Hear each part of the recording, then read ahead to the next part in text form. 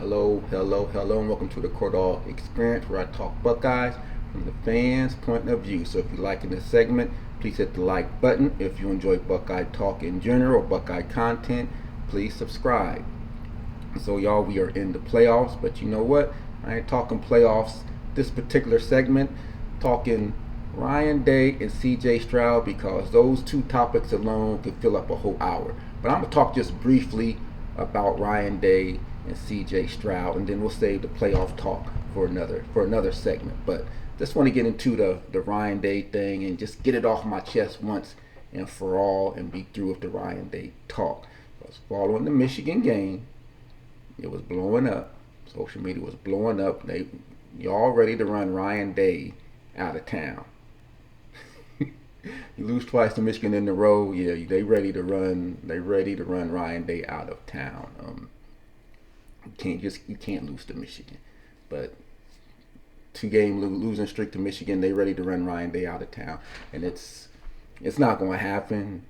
We know it's not going to happen. In the world of public opinion, he's on the hot seat, but realistically, Ryan Day's not on the hot seat. He's not going anywhere. His job's not in jeopardy. But you couldn't tell social media that. But he's on the hot seat in the eyes of social media. John Cooper 2.0. John is the next coming to John Cooper. No, he's not the next coming to John Cooper. At least I'm not ready to go there just yet.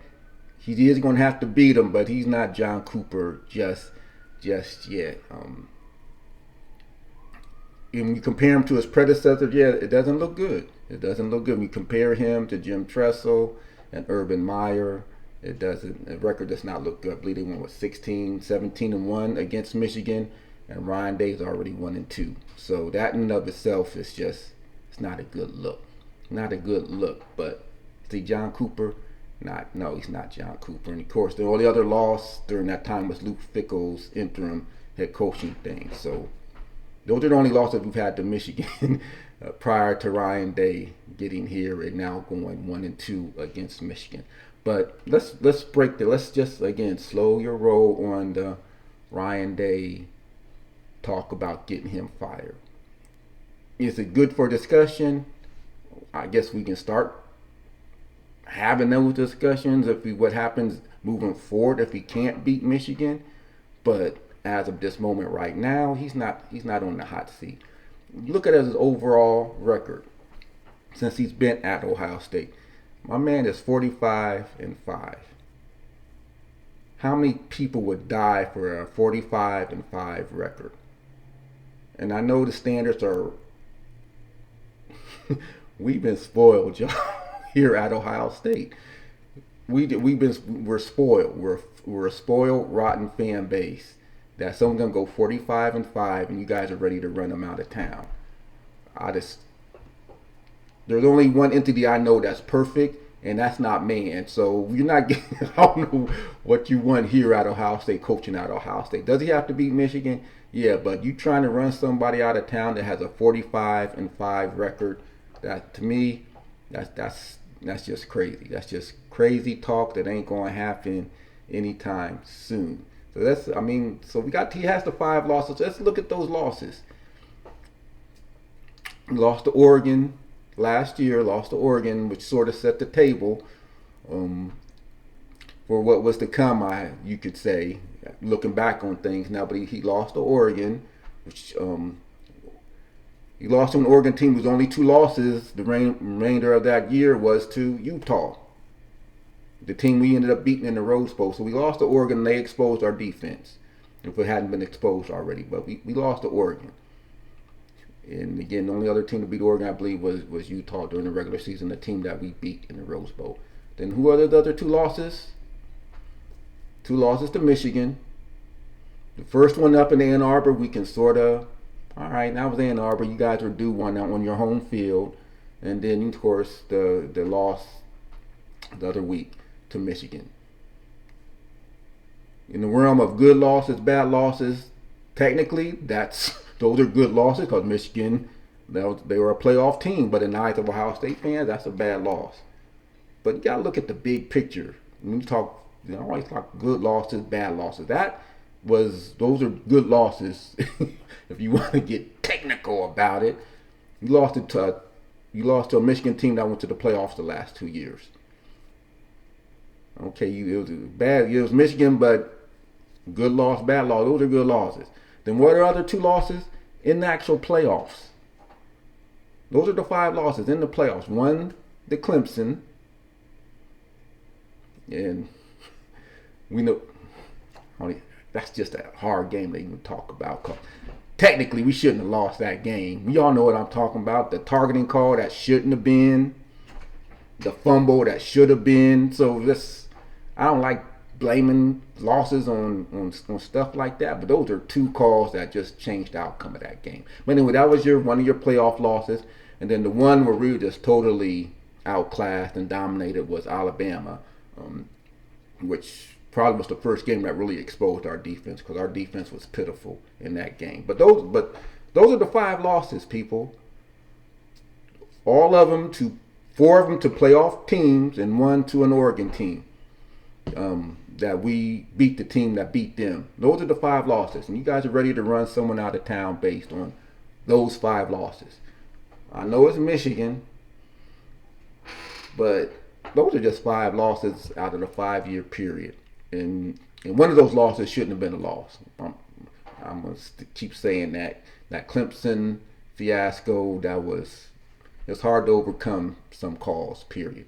But Ryan Day's not going anywhere, and with the oncoming of the 12-team playoff, if he keeps making the playoffs even without beating Michigan, it's going to be hard to let Ryan Day go.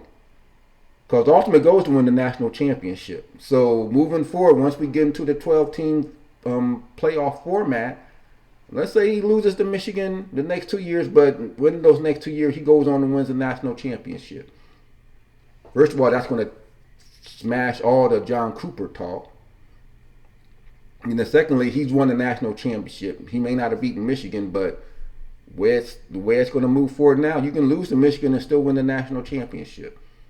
That 12-team playoff format, is probably going to save the jobs of a lot of coaches moving forward, unless we're just going to keep raising that bar higher and higher on what is deemed a successful coach. I think he's been successful. I don't think he's going anywhere. I think the 12-team format's going to save him moving forward, and countless other coaches. Because now you just got to make the playoffs. And if the 12-team format had been in place from the beginning, I think Ohio State, possibly Alabama, may have been the only team to make the playoffs every single year. I can't foresee anything in the future moving forward where Ohio State does not make a 12-team playoff field. Now, if that starts happening on a regular basis, oh yeah, Ryan Day, his tenure is going to get cut short really quick if he cannot make a 12-team playoff format field. But we spoiled, y'all. We spoiled. Our bar is so high, it's just ridiculous high based on what the success Tressel and Urban Meyer has had. Our bar is high. 5 losses. In that time span, Ryan Day's won 2 Big Ten championships. He's gone 2-0 in those games. He has a lot more wins to talk about than the 5 losses that people want to discuss. He has wins over ranked teams. He has wins on the road over ranked teams.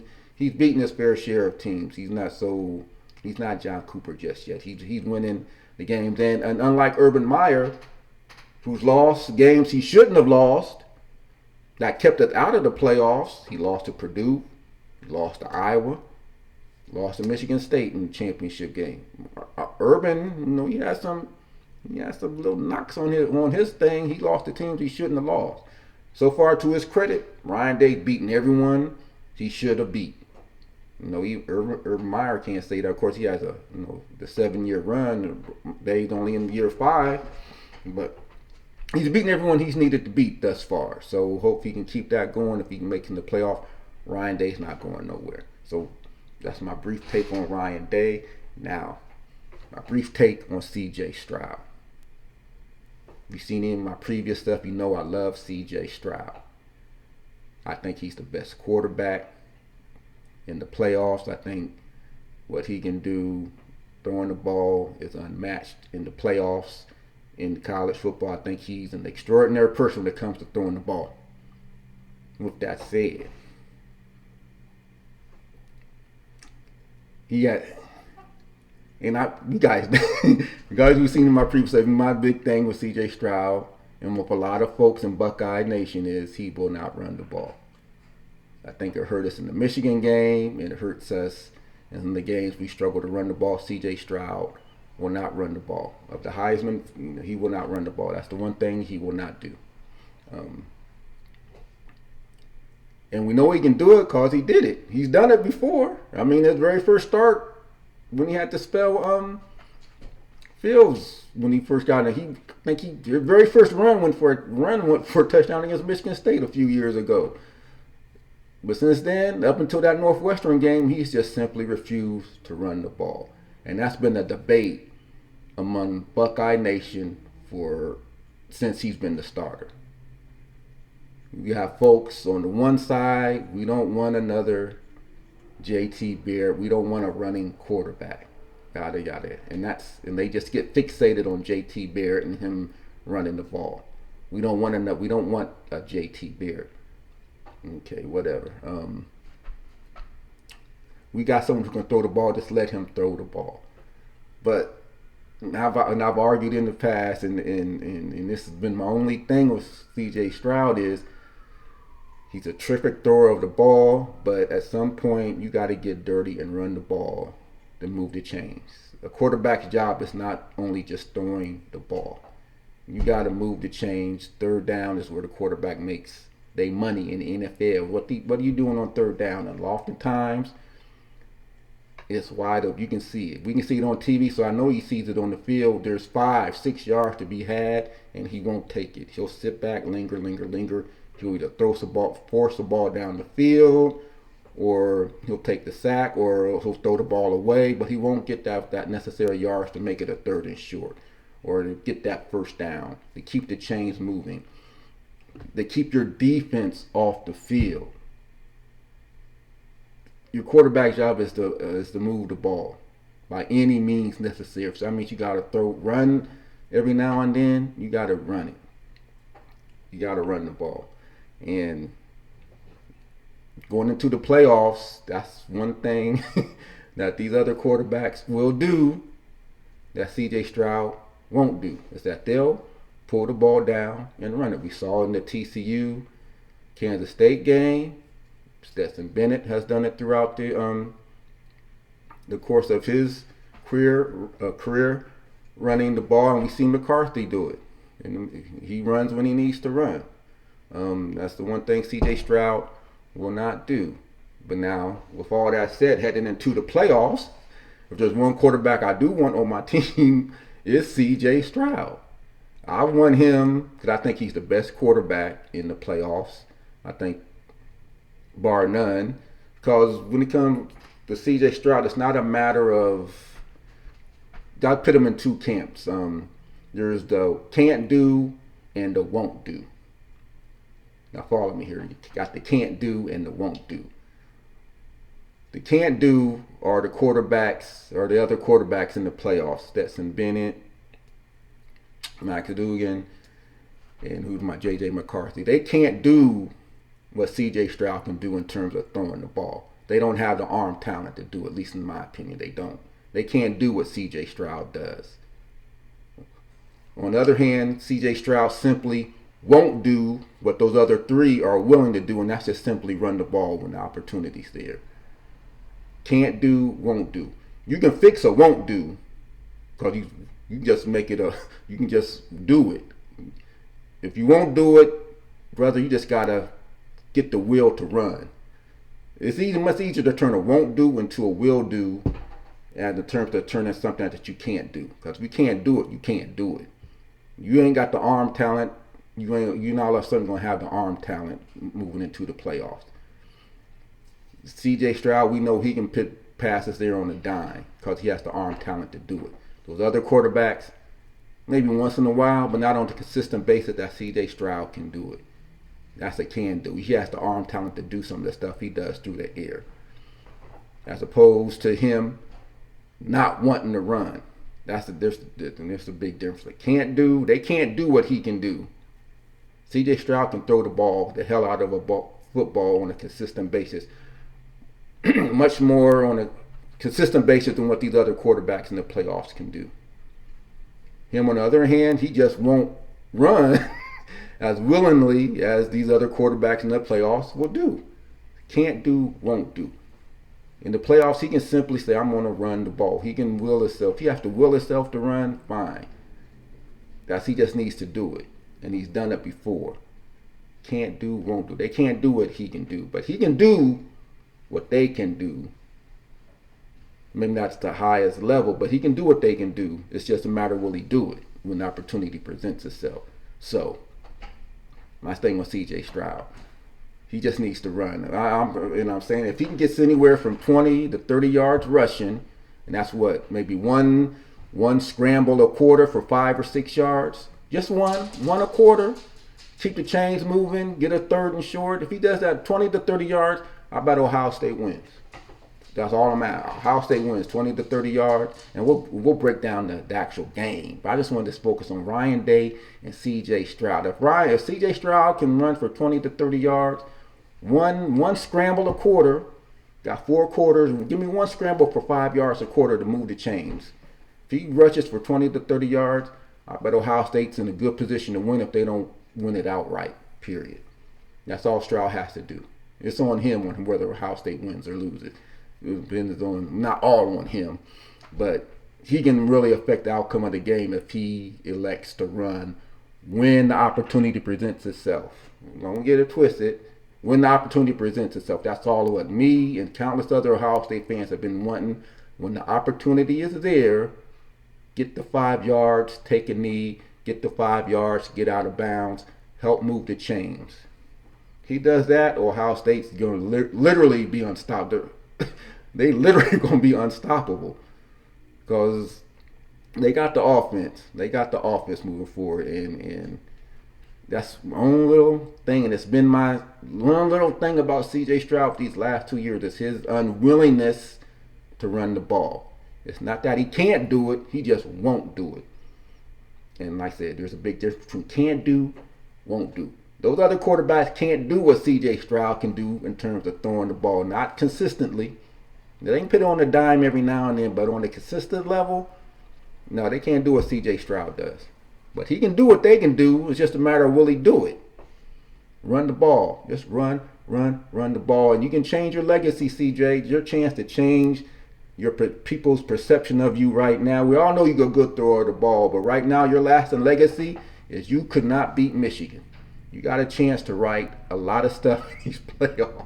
You got a chance to write a lot of stuff and change your legacy. Cardale Jones what was Cardale Jones known for before he went on his playoff run? I didn't come here to do school. That's what he was known for. That's what he was known for until he won, took us to the national championship. Now, 12 gauge, he's forever locked in Ohio State lore. You have a chance to do something similar, to right or wrong, to change your legacy here. You won't be known as the guy.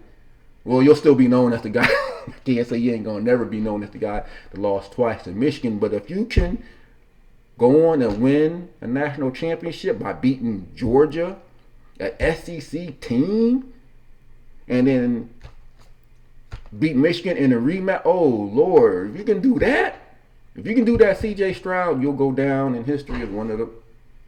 That's all that's missing from your resume. That's all that's missing. You got a chance to fix both things in these playoffs. It's not going to be easy.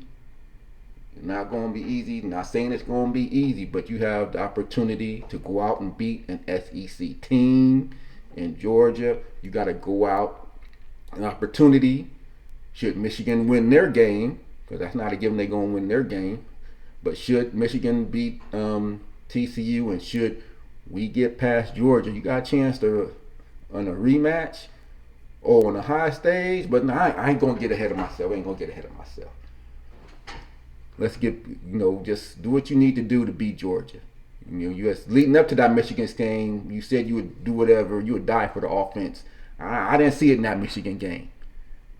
I didn't see it, but you got a chance to go out and put your team on your back and do something in this Georgia game. So I hope you can do it, because I think you are the best quarterback in the playoffs. I think you're the most pro-ready quarterback. I think people get caught up on that. He's an NFL. Running quarterbacks don't win. But again, this is not the NFL. This is college. Who was our last quarterback to win our last two quarterbacks to win the national championship? I previously brought up Craig Krenzel.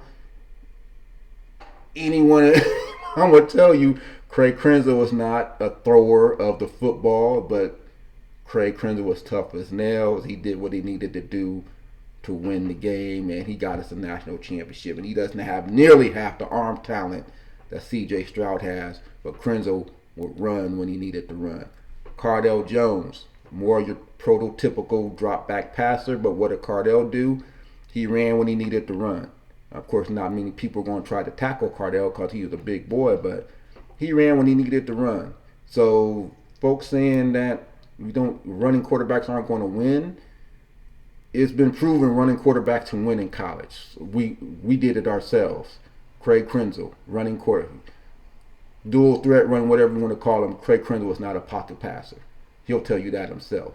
But he did what he needed to do to win, and that's all we asking. Just give us 1/4 of what Craig Krenzel did in terms of running the ball, 20 to 30 yards. Ohio State's going to be in position to win the game against Georgia, because he may have to. Georgia's defense, probably the best defense we're going to face this year. He's going to have to run. That's anyway. We'll talk about the actual game coming up, but you have a chance, CJ Stroud, to change people's perspective of you moving forward.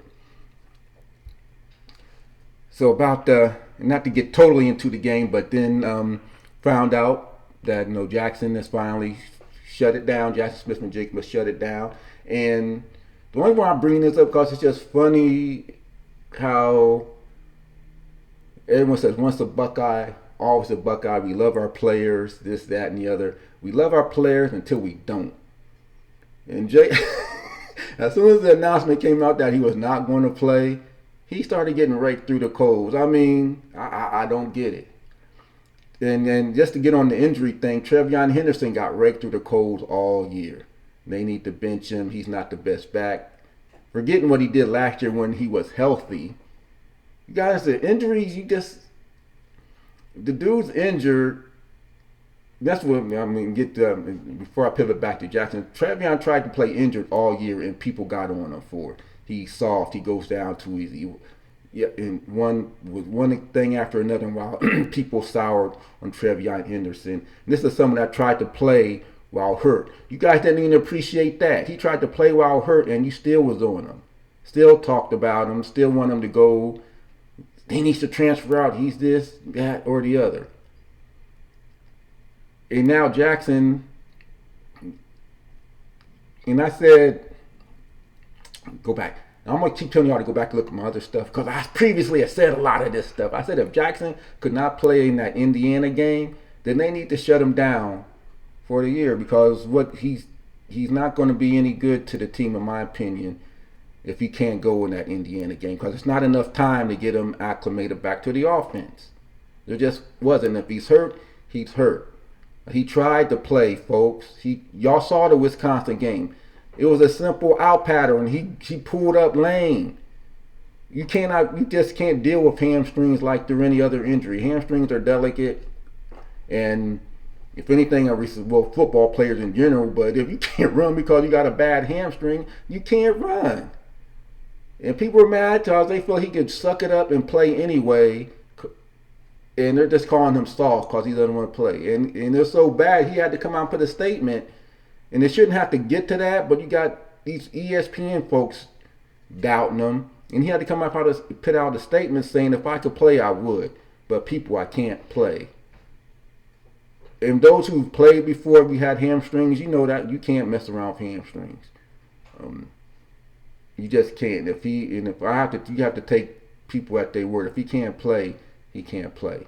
And how effective would he be anyway? This is his first game after missing all year, to come back on the playoff stage and expect it to play and be 100%. No, so I don't blame him for shutting it down. I said if he wasn't able to play the Indiana game, he should shut it down. And he probably should have announced it sooner. I mean, the timing of it, I guess, threw some people off. But if you can't play, you can't play. Who cares if he announced it a couple weeks ago or if he announced it yesterday, whenever he couldn't play. And if you guys are upset with him that he's not playing, ultimately his goal is to get to NFL. He's getting there. He feels it's his best opportunity to get there. If he plays or not, is it gonna? The thing is to get to the NFL. Where he gets drafted, I don't know. First, second round, he's gonna be a top round. He's gonna go on the first day of the draft. So it doesn't matter exactly where he goes. And if he feels that's the best way for him to go, so be it. More power to him. I'm not gonna knock any college kid that wants to leave early to go play in the NFL. I'm not going to do it. And if he's injured, because I think if he would have been healthy enough to play, he would have played by now. And like I said back before the Indiana game, you need time to get acclimated back into the offense. Because by then, Marvin Harrison was the man. Are you going to relegate Marvin Harrison to secondary role if Jaxon comes back? So it's just the dynamics of it all. I just think it's unfortunate that people are lashing out and he's getting ridiculed or whatnot for him not wanting to play or not playing. I'm not saying not wanting to play, but not being able to play. Because if he's injured, he's injured. Trevion tried to do it. You guys did not give him any credit for him. So why should Jaxon come out and put himself on the line if he's going to get raked over the coals by Buckeye Nation? Like I said, we love our players until we don't. I guess that's probably prevalent across all college campuses and all college teams. We love our guys until we don't. So they do something we ain't happy with, and then we want to just bash them. But more power to JSN. If he could play, I think the brother would play. That's just my take on the whole injury situation and Jaxon not playing in the playoffs. And then before we get out of here, opening opened up. Kevin Wilson's going off to Tulsa. It's going back to the Ryan Day stuff. People wanted to bring in Luke Fickell. Get rid of Day. Bring in Luke Fickell. Elevate Brian Hartline. You never know where I'm going with this. Elevate Brian Hartline at head coach. Kevin Wilson, he's off to Tulsa. Hartline interview with Cincinnati, probably has some other offers on the table to go head coach. With Kevin Wilson gone now, I think there's only one logical choice to make offensive coordinator. Only one choice. I don't know why it hasn't been done already. If Brian Hartline is not the next offensive coordinator, I don't know what to say. Who's better suited to be the offensive coordinator than Brian Hartline? Hell, whatever you can do, make him the coach and wait and however that works. I know Ryan Day's still young, but if he get into this 12-team format and he ain't performing, put a clause in Brian Hartline's contract. If Ryan Day misses one of the playoffs with this 12-team format, we're going to make you the coach and wait. And just whatever we can do to keep Brian Hartline on our sidelines, we need to do it. So hopefully he's the next off. I can't imagine anyone else being the next offensive coordinator for Ohio State if it's not Brian Hartline. It's so obvious. It's like Captain Obvious. It's so obvious who the next offensive coordinator should be. I'd be shocked if it wasn't Brian Hartline. But anyway, that's this segment. If you're liking the segment, please hit the like button. If you want to comment on anything Ryan Day related, anything CJ Stroud related, please comment below. Love the back and forth. If you just one of those folks, and particularly if CJ, one of those folks who just never, ever want the brother to run, I just want to know why. Because still to this day, no one ever says why they don't want him to run. The injury bug, just throw that out. You can get hurt. You can get hurt in the pocket just as easily. I say even more so because you're a standing target. You're a stationary target. At least when you're running, you got a chance to protect yourself. But anyway, I'm done with the Ryan Day talk, my CJ Stroud talk. Next time out, we're going to talk about the game and what Ohio State needs to do to win. So again, if you're liking this segment, please hit the like button. You want to comment on anything, please comment below. And if you just love Buckeye Talk in general, please subscribe and help a brother build this thing up. So until next time, OHIO, go Bucks. Thank you.